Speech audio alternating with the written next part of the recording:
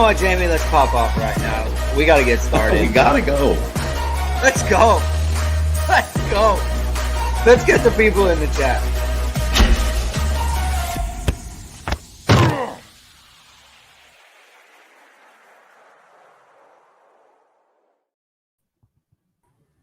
Hello, everyone, and welcome to Hit and Hustle from IrishSportsDaily.com. I am your host, Greg Flamong, and with me, as always, is my associate, Jamie Ueyama, Mr. Jamie University. It is Wednesday, July 26th, the open of Notre Dame Fall Practice 2023. It's a big day for everyone. We've been waiting for it all off season, and especially this show. This is a football show. We want to talk X's and O's. We want to talk the team. And so we finally get to do that. Very exciting time. Just got finished listening to Marcus Freeman's press conference. Just got finished reading Mike Frank's offensive practice report on IrishSportsDaily.com. So be sure to go check that out. And we're going to be talking about that. We're going to be talking about heights and weights. We've got some video from practice that Irish Sports Daily's Matt Freeman took. So we're going to check that out, do a little bit of analysis, and just kind of talk about everything that happened today. So thank you, everyone, for tuning in. If this is your first time listening to the show, please hit the like, please hit the subscribe, hit the notification bell anytime you know we're going live. And today is a good example of when you want to have the notification bell, because we kind of went. We didn't know what time we were going to go because we didn't know how long Marcus Freeman's press conference was going to be. And so we just kind of impromptu started the show. So thank you, everyone, for joining. Before we get started, I want to talk to you about ESQclothing.com and the custom bamboo dress shirts made by ESQ's Ga Wang, former Notre Dame alum, and he's owning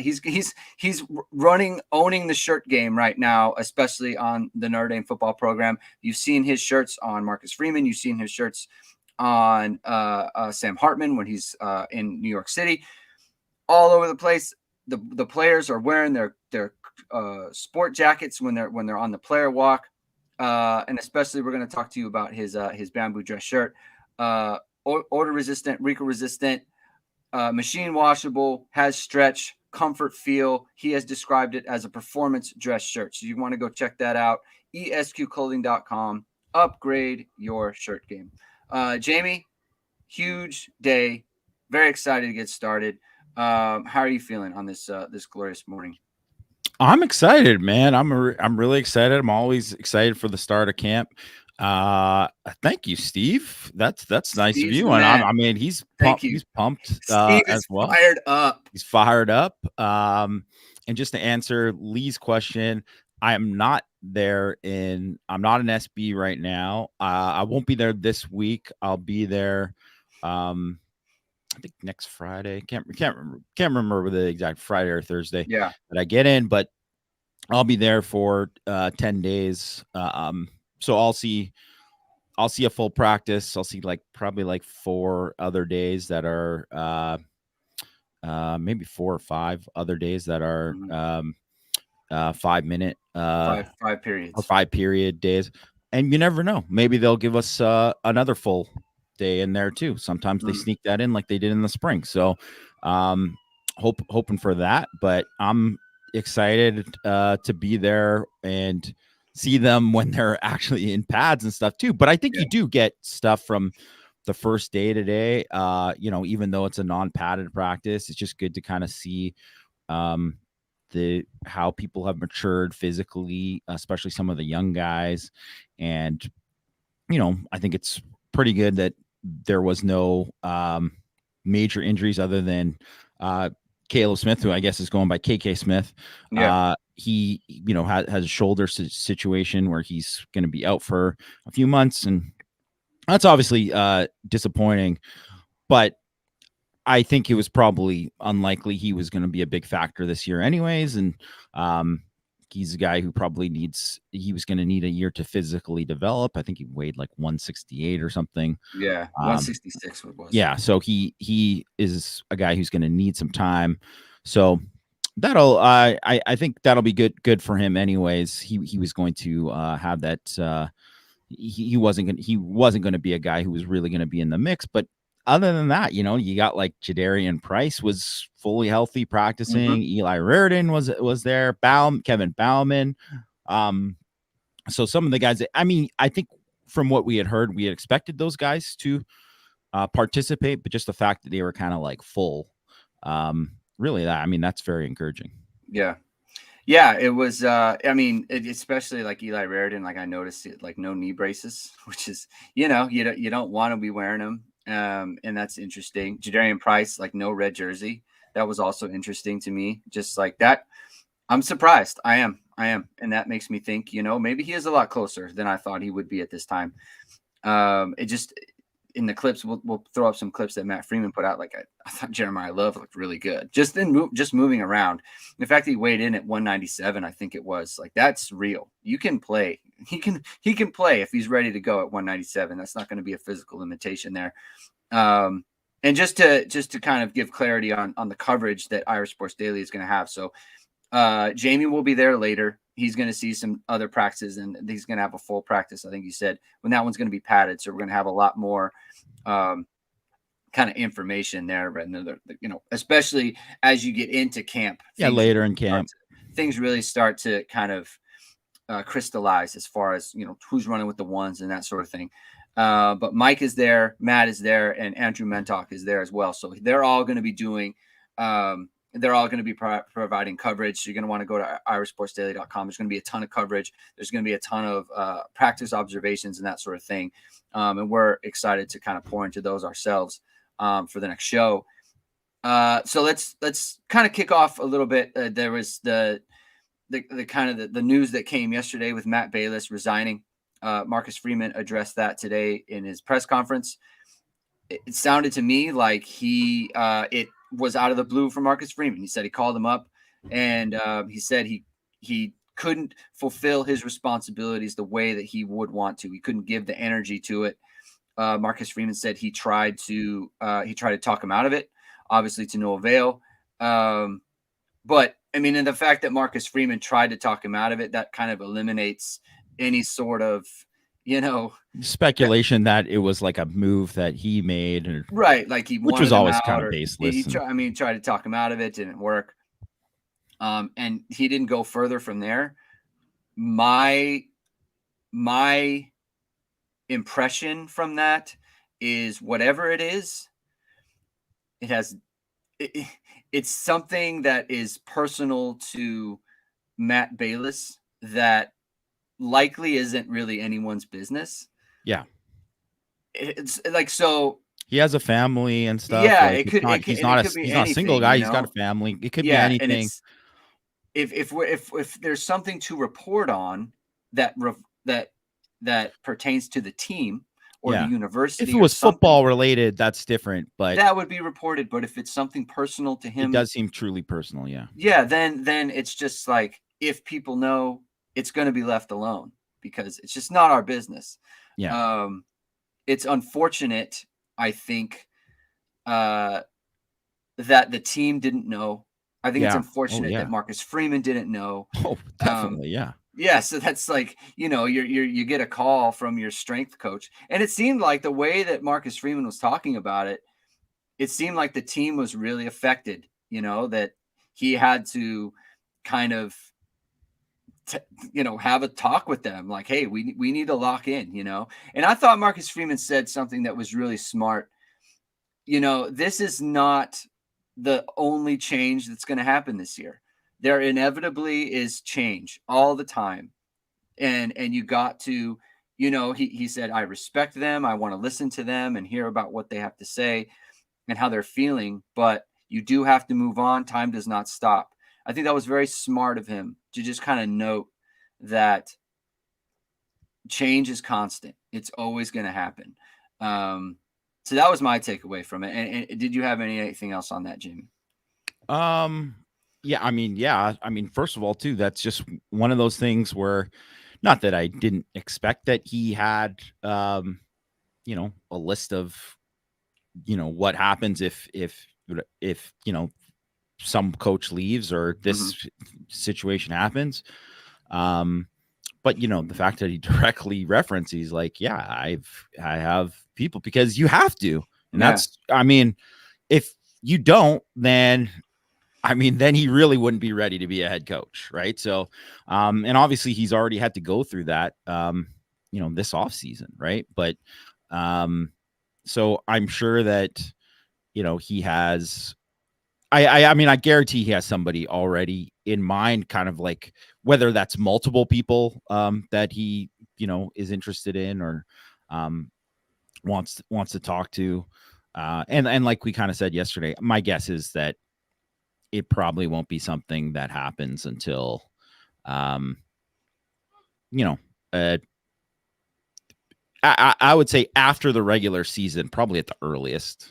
Oh, yeah. Yeah. Yeah. This one, yeah, I imagine they'll just, because it's all mapped out anyway, you know, and Hale would have been involved in that planning. He's an assistant, so he knows how it's supposed to go. He knows what it's supposed to look like. So I don't have concerns on that end. I agree with you. I would say regular season at least, and maybe even the bowl game. Like you just that's would be my expectation. So so that little bit of cleanup.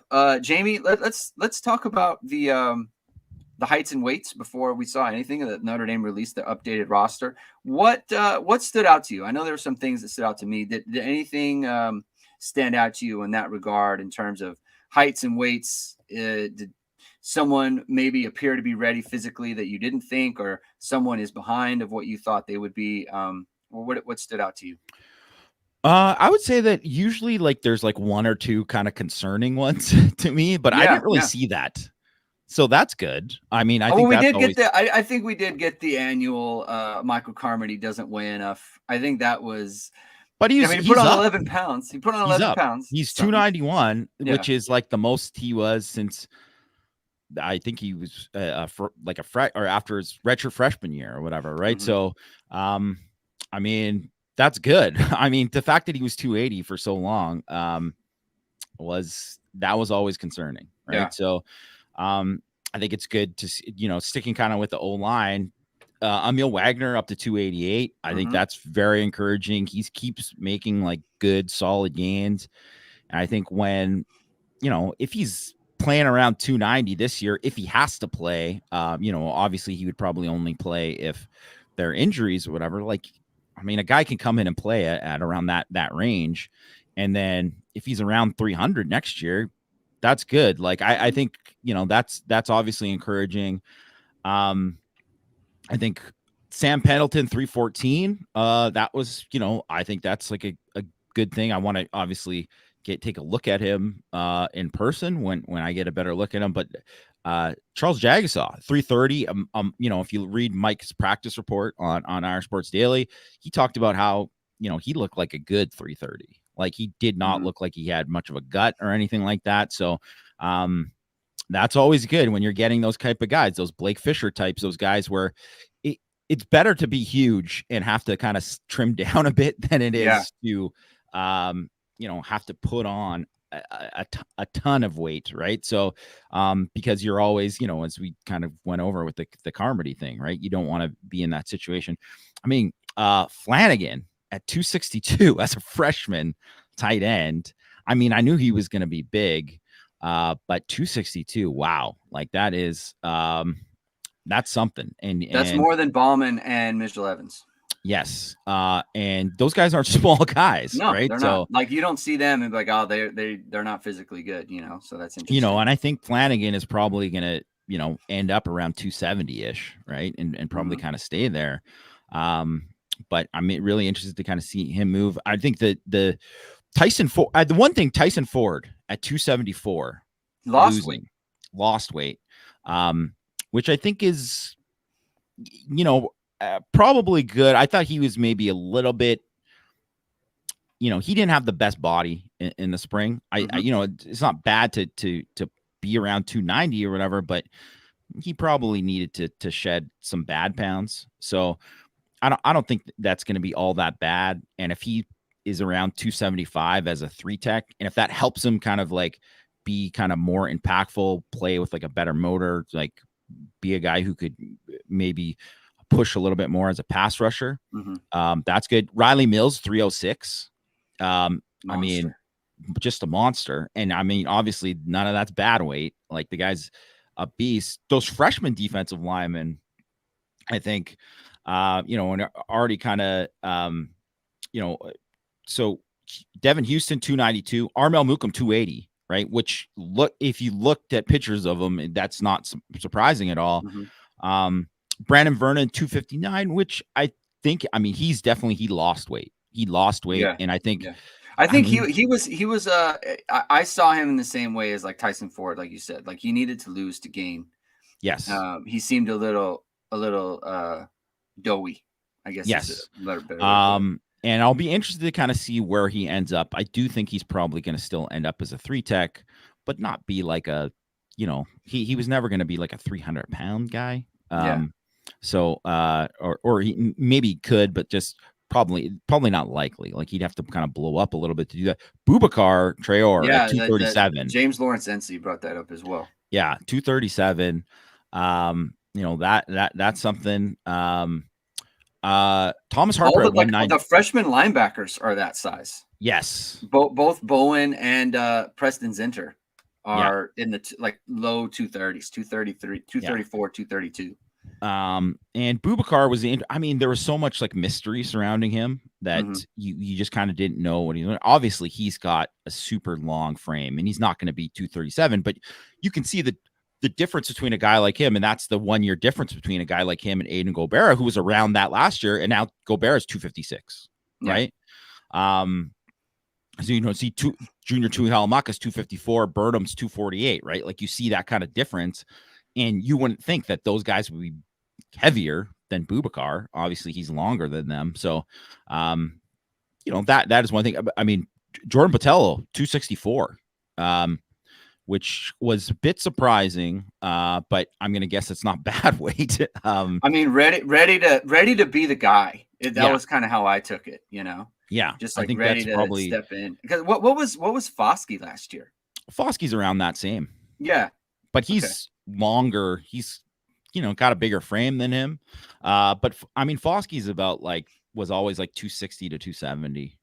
Around that. And I think people always think Viper, they're always thinking, this kind of hybrid guy who's going to be like 240, but I mean, not all the time, right? Like a lot of the times that guy's gonna be bigger. And I think if you look at it too, with Tui Halamaka and Burnham are going to probably end up being 255-ish eventually, right? Like maybe even heavier, right? So I'm trying to think what else stood out. Antonio Carter, 207. He's a big kid. I mean, obviously he's been in college and he's a transfer, but 207. And Thomas Harper 193, because Thomas Harper was like listed at 180 and he looked even smaller than that, to be honest, when I kind of watched him at Oklahoma State. So I think seeing him at 193, I'm really, and obviously he's recovered from shoulder surgery and all that. I'm really kind of interested to kind of see what he looks like moving around. 193, he's I think that's probably a lot to do with making the move to Notre Dame from Oklahoma State, and maybe what they want from those guys there too. So really interested to see it.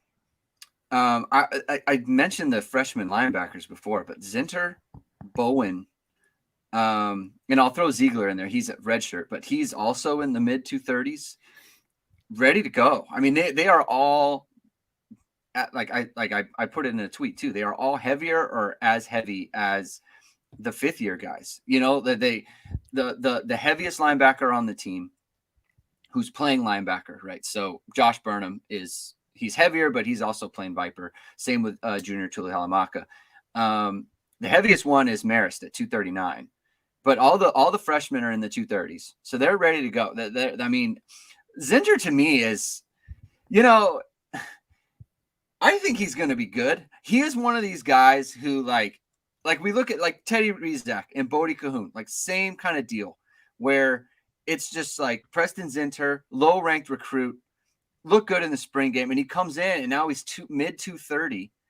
He's got a chance, like that. It's like right there. Like we look at these guys like all they're far projects. these guys may not be as far away as you think, and especially speaking of Matt Bayless, like he checks out all these guys and he kind of knows like we can put weight on them. We can get them ready to go.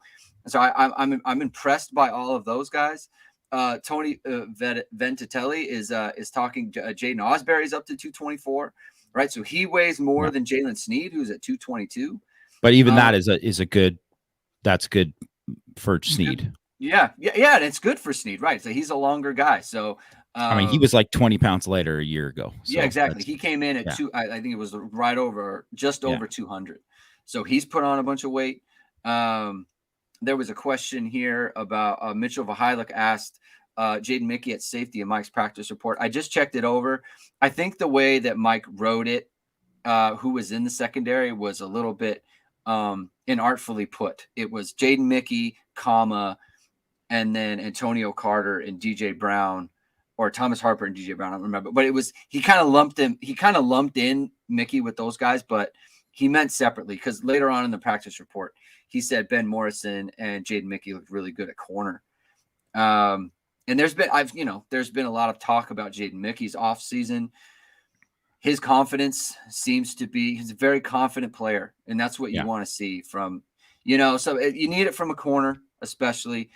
We've talked a bunch of different shows, kind of always there. I talked about this with Ga on the show last week.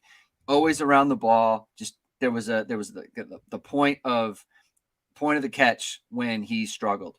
But the fact that he's always there is very important. You need that. That's a necessary component to be a good corner. So that really stuck out to me. The fact that he looked good. Apparently he had a one-handed interception of Steve Angeli today. Apparently Xavier Watts picked off Sam Hartman, which for me, I know it's not, it's a play in practice. That's the last step for Xavier Watts. Yeah. That stuff matters in practice. That's a huge thing. Like that really absolutely, specifically for DBs, because I mean, I always, I don't want to like put a guy down, but that was always the thing with Houston Griffith, because you were like, he just never made plays in the ball ever in practice. And so and it obviously translated to the games. Yeah. Like that's how it is. If you're not making plays in practice, you're not going to be making plays in the game. Right. And especially against the ones too, Yes. Oh yeah.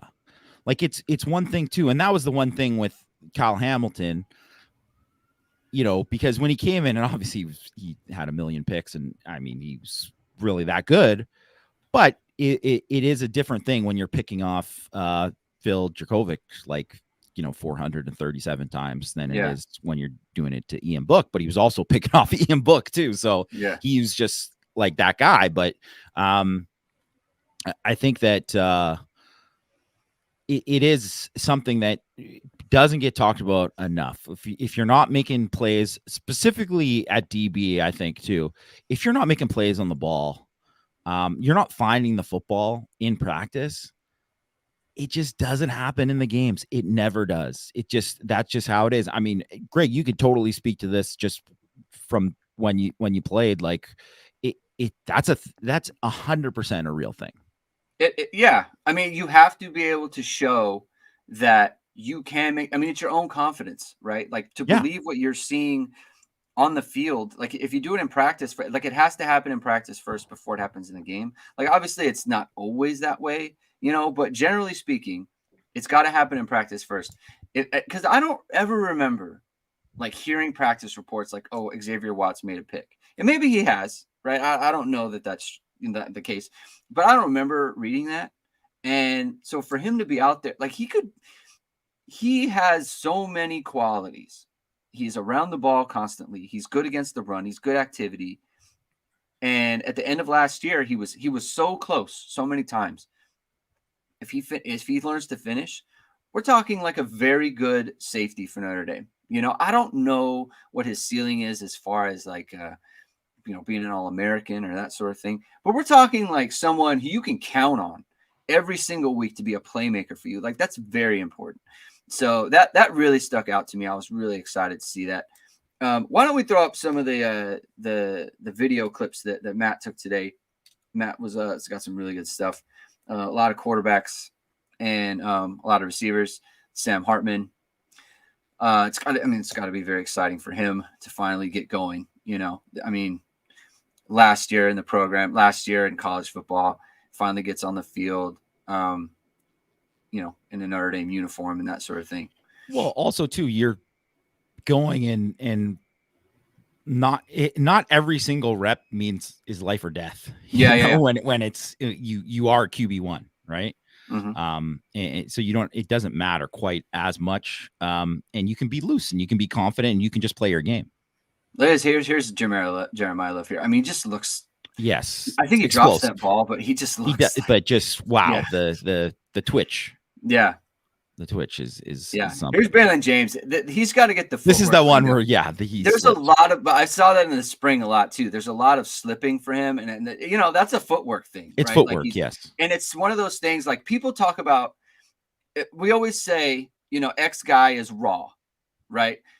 And that's what we're talking about. When you're not, you don't have that footwork. You're trying to work out the coordination with the hands and the feet and running the route the right way. And you talk about someone like Jaden Greathouse, who is not raw in that sense. He's got Eli Raridon looking good there. Sorry to interrupt, Greg, but he just looking healthy there. That's good.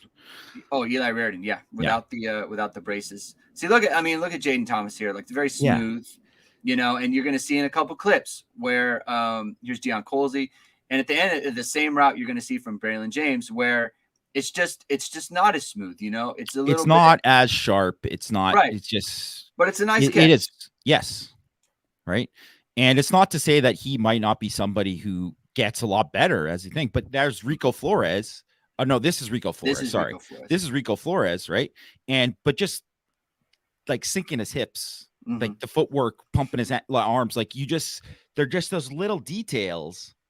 I mean, that's a heck of a catch by James there, but just those kind of little details. I mean, if he gets that stuff down, man, the sky's the limit because the guy is he's a freak, right? Yeah. Like he's an athletic freak, right? So, but yeah, really that is the kind of thing. And also too, even just seeing that Flores is just a reminder that like, Greathouse is obviously an advanced guy coming in and we saw some of that in spring, but Flores is pretty similar. He's got, some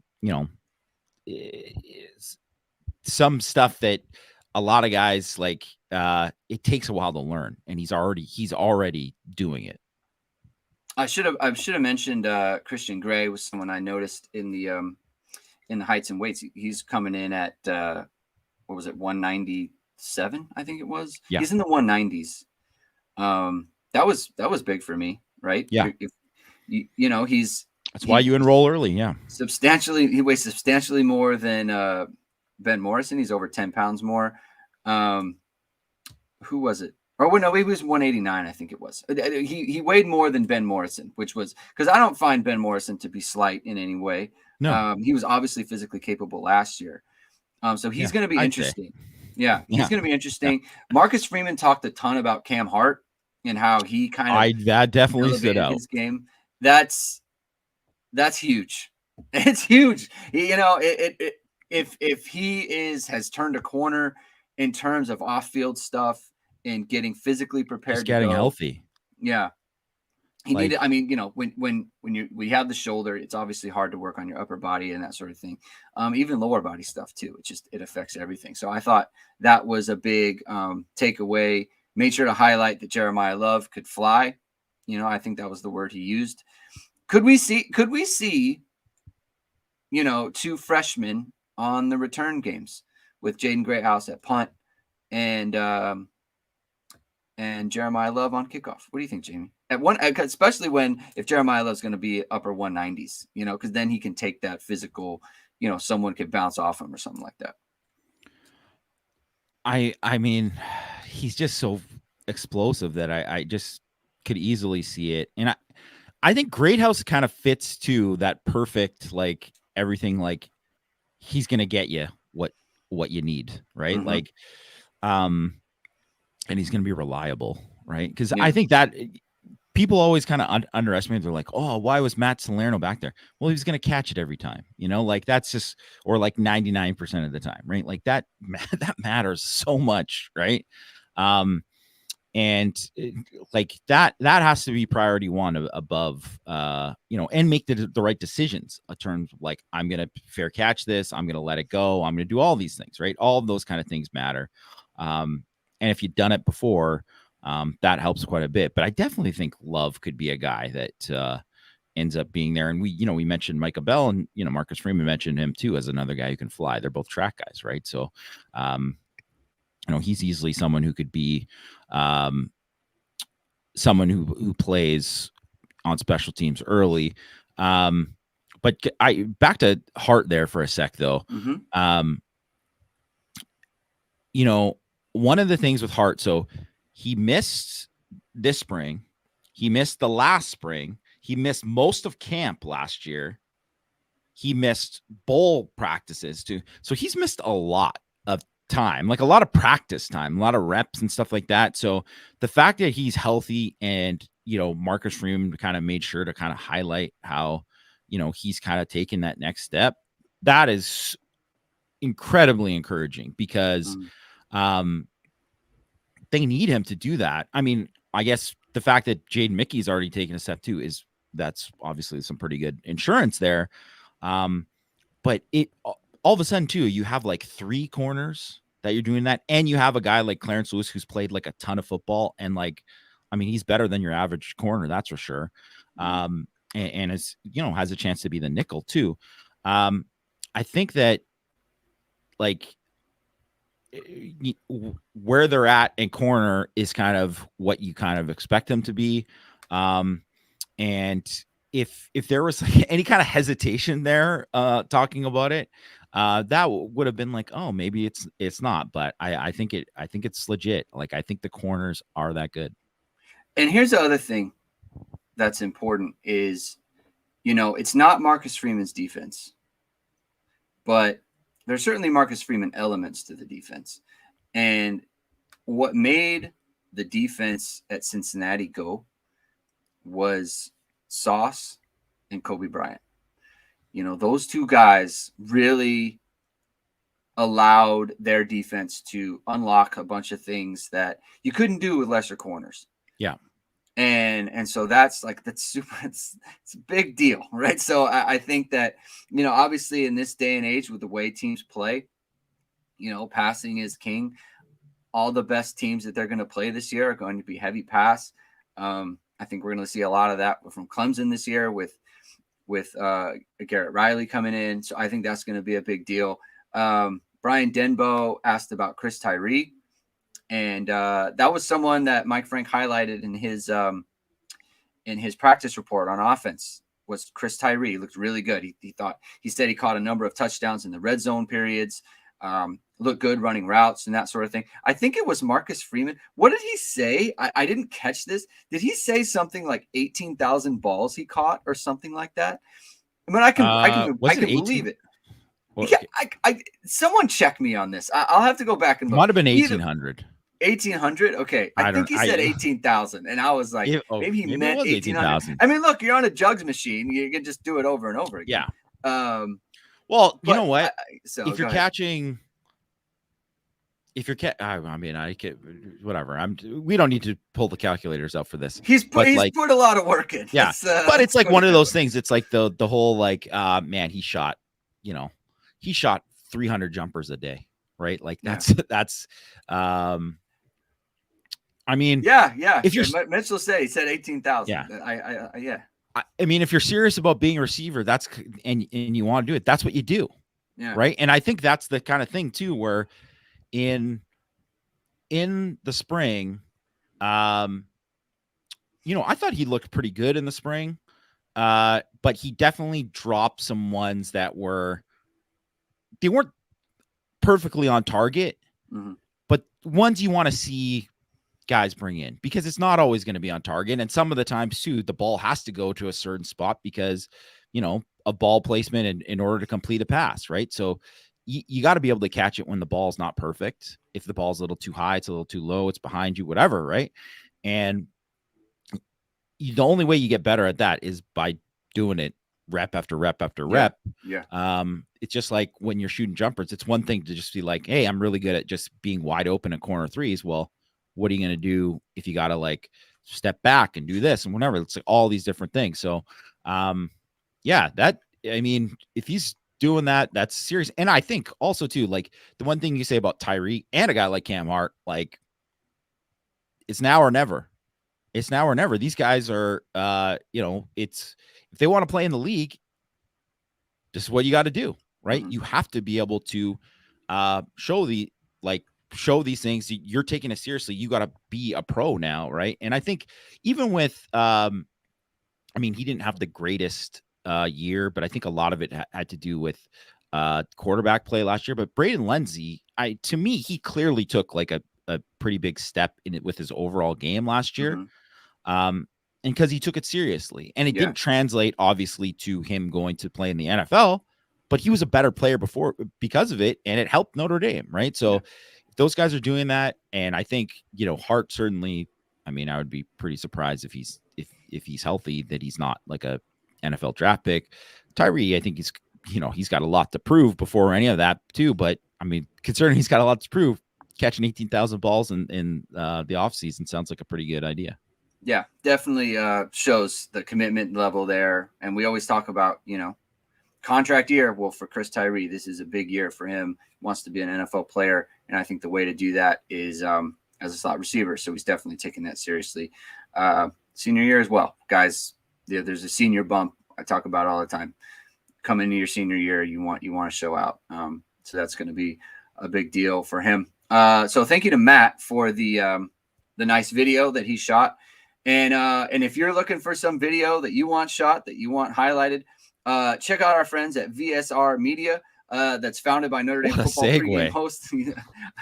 I'm telling you, man, I've been working out. I've been working on it. It's VSR Media, founded by Notre Dame pregame host and Emmy award-winning anchor Vahid Sadrazadeh. VSR Media provides professional and cinematic video and photo. A lot of people in the comments are talking about our intro to the show. They joined up as a sponsor, and we asked them like, hey, can you send us a video, and they delivered, and it's awesome, and we're very happy about it. So whether you're looking for a collegiate or pro level highlight reel, personal story, or aiming to diversify your going business, VSR Media specializes in short and long form video storytelling, social media management, website design. VSR Media also captures professional headshots, senior, and sports photos.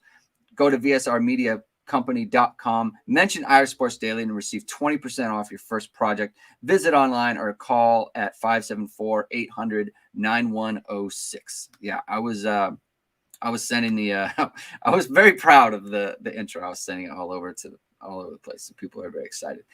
All right, JP Patterson asks, who do you guys project to be the starting safety opposite of Watts, or do you expect to see multiple bodies there? I would say multiple bodies. I mean, DJ Brown is going to play, and whether he becomes the starter or not,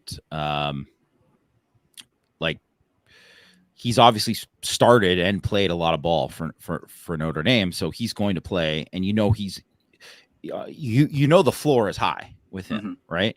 And he's gotten better, every year, just incrementally, but he's gotten better.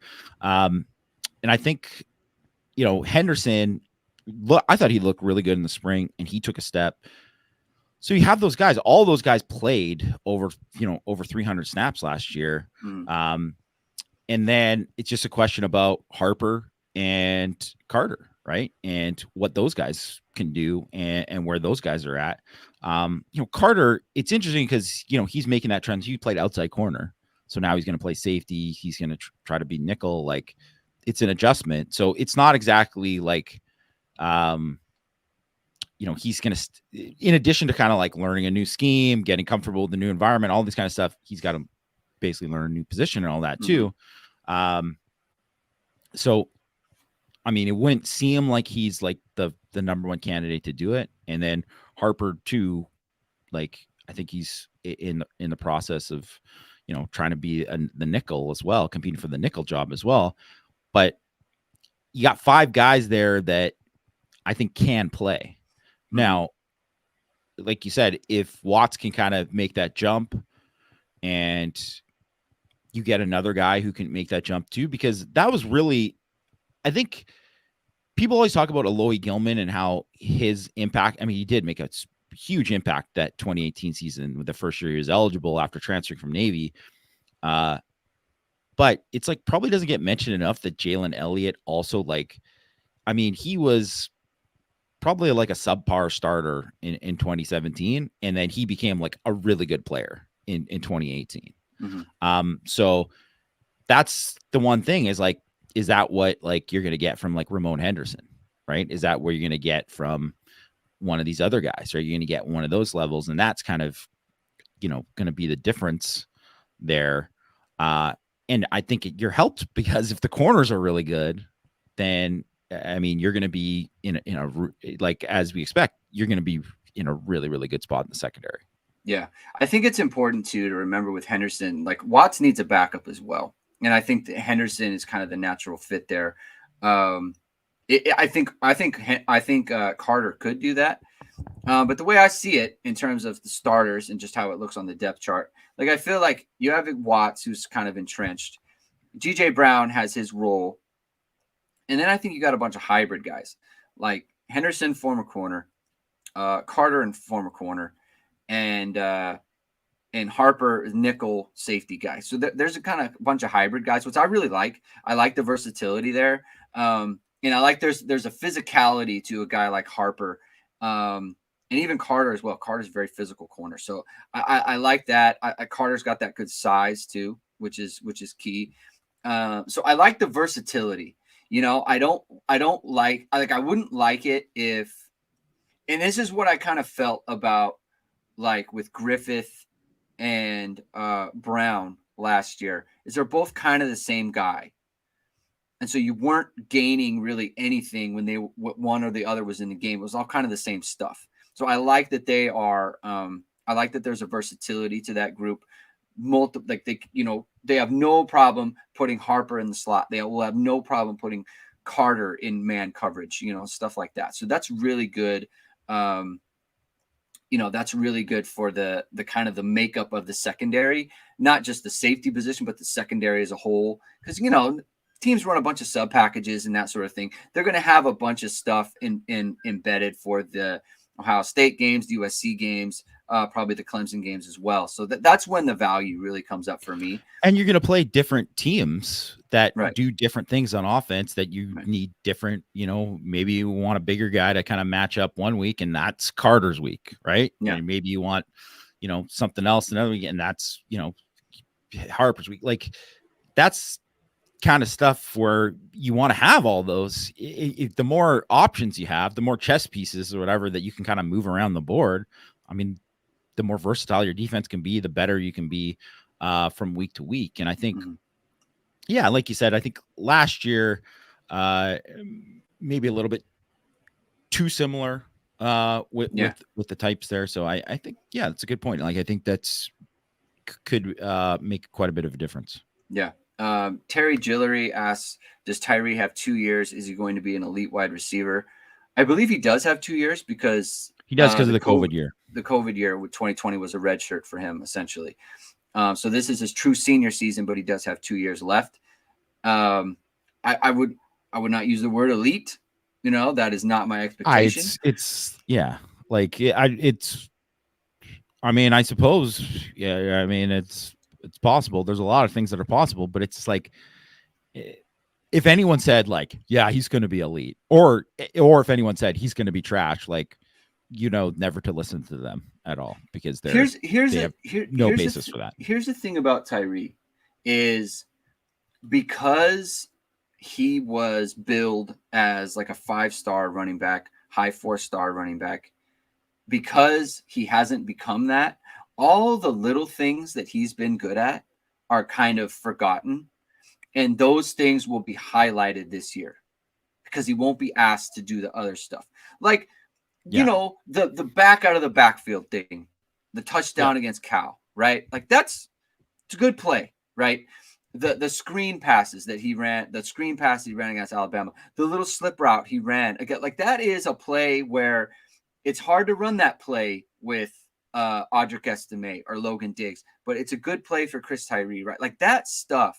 He has things that he can bring to the offense, and that will be highlighted more and more in the slot, in the things that he can do. So I think that it's not that he'll be elite, it's that he will be a strength, like a plus player.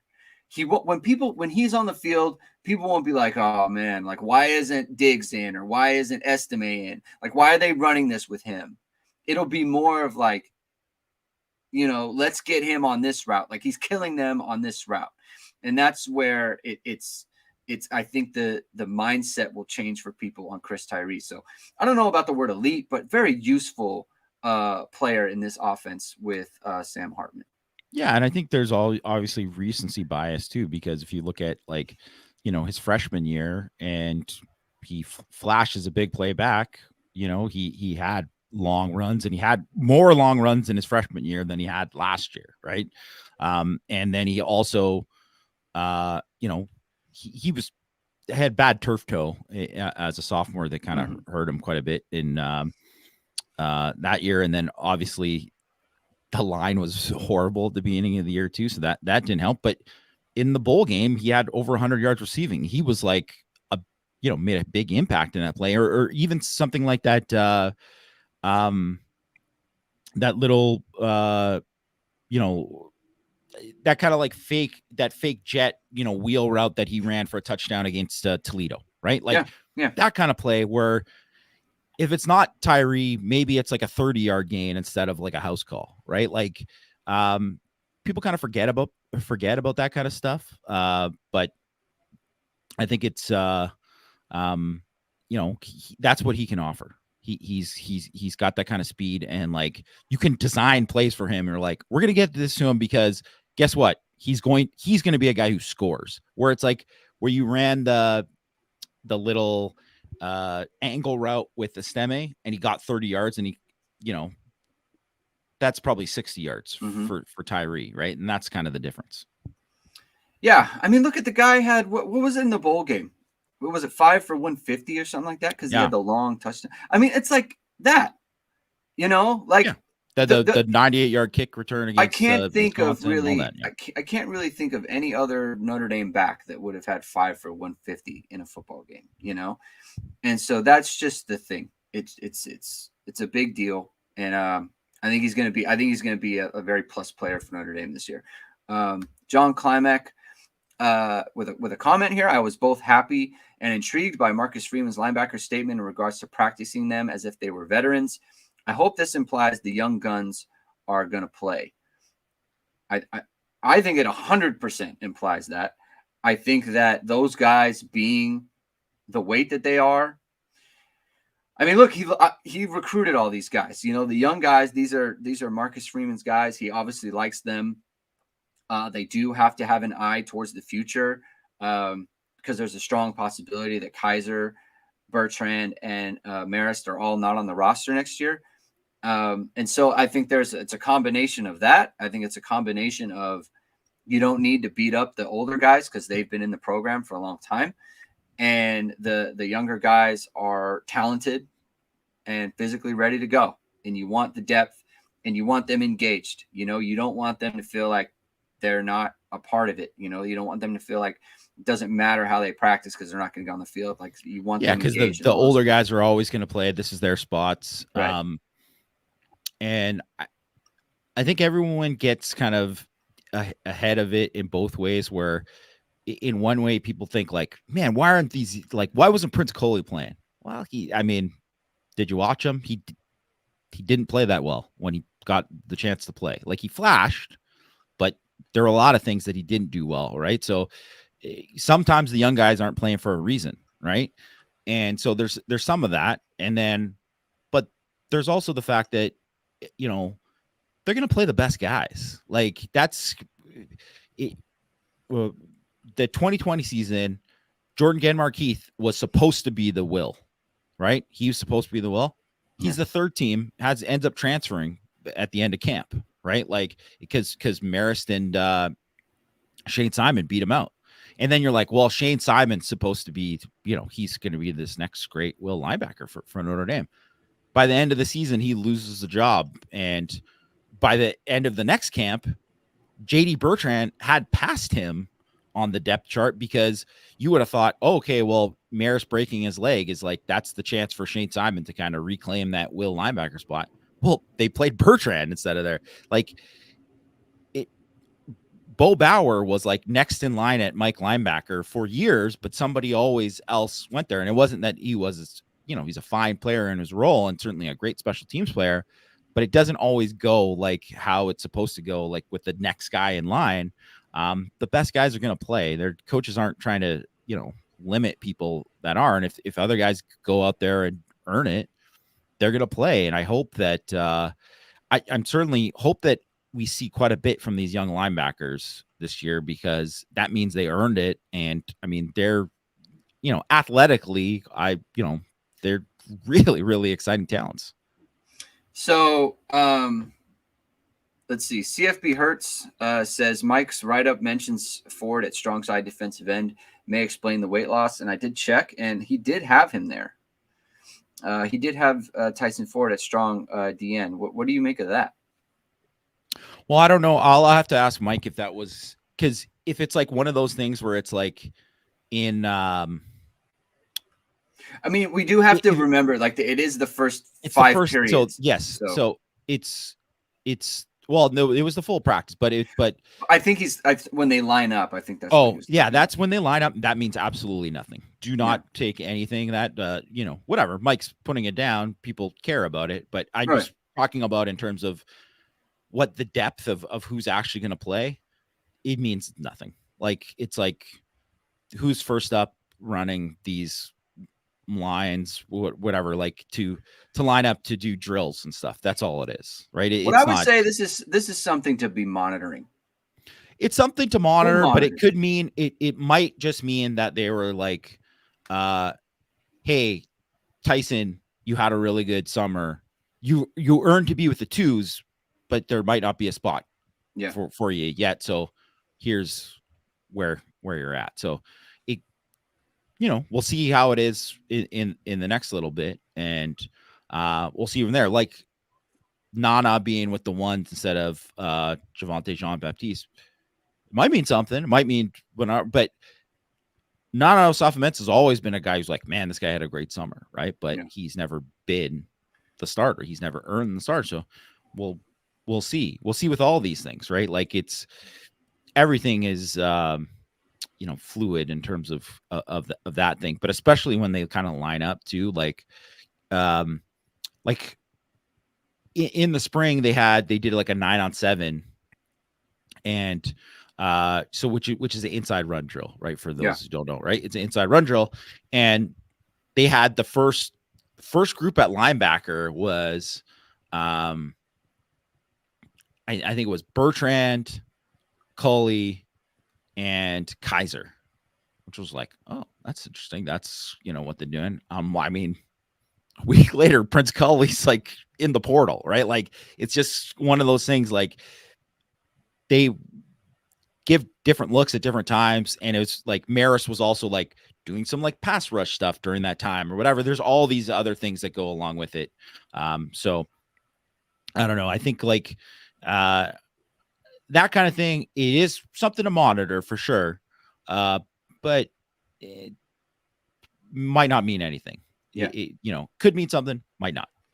Something else I'm going to be monitoring is, and I heard this before, I've been hearing this kind of all summer, and I heard it a lot in the spring too, is that Kenny Minchie's a good football player.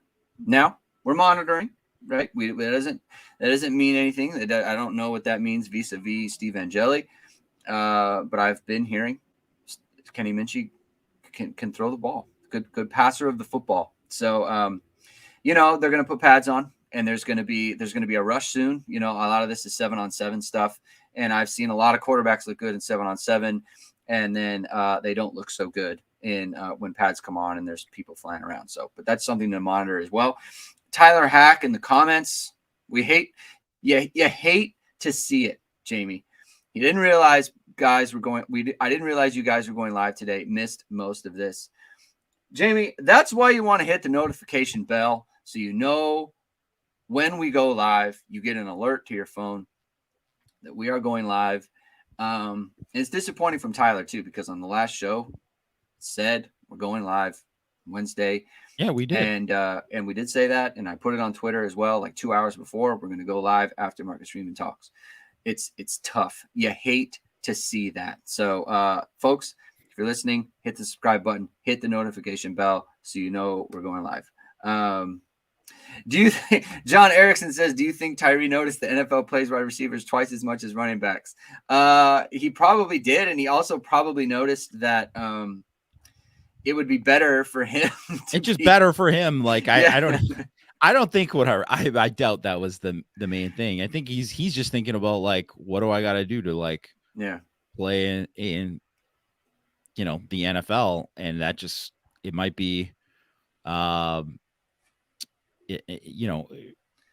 even to have like a bigger impact this season, because remember, like, Diggs was on the team still, so it was like, well, Estemi and Diggs, that's the 1-2. It's like, well, Tyree, do I really want to be the 2B or whatever? Like, that's at best or something. No, like he could have a chance to start, possibly in the slot. Yeah. I mean, and it's like, look, and not just that, but you want to maximize your time at Notre Dame too. Like, it's multifaceted, right? He could be the starting slot, instead of third team running back, and you have like you just don't have a big role. Now he could be a starting slot. So that's it's a pretty big deal. Tyler Hack, no problem, man. Thank you for the super chat. That's on me, my bad. Yeah, man. Look, it's we're all off to a rough start. Some people are off to a rough start for the start of fall practice. Attention to detail. Also, that sort of thing. We understand people actually work, so we do understand that. We don't accept it, but we do understand it. I'm on vacation, Jamie, and I'm out here. It's my wife's birthday, and I'm out here doing this show for the people. That's what we're hitting and we're hustling, Jamie. So that's what we're going to do, and we're going to be doing that all season. So I think it's a good place to leave it. Thank you, everyone, for tuning in. Head over to irishsportsdaily.com. Lee Weaver, we'll touch on this. We'll touch on this question as we get further going, right? We can actually see who's getting carries and that sort of thing. Once Jamie's in South Bend, we'll get a lot more. Also info. Tough with it, just they're not wearing pads. It's not a good running back. So Lee, evaluate them. I haven't seen you on the show before, but thank you for being here. Hit the like button, thanks, hit Lee. subscribe, and we'll follow us, and we'll be back. Thank you everyone for being here. Check out irishsportsdaily.com. Ton of content coming from Matt. Mike has his offensive and defensive practice reports up already. Andrew Mentok is going to have some reports up, and Matt is always going to be there as well. Thank you everyone for tuning in. We'll be back next week talking, more football, more fall camp stuff. Stay locked in to irishsportsdaily.com and hit and hustle. Have a good weekend, everyone. We'll talk to you next week.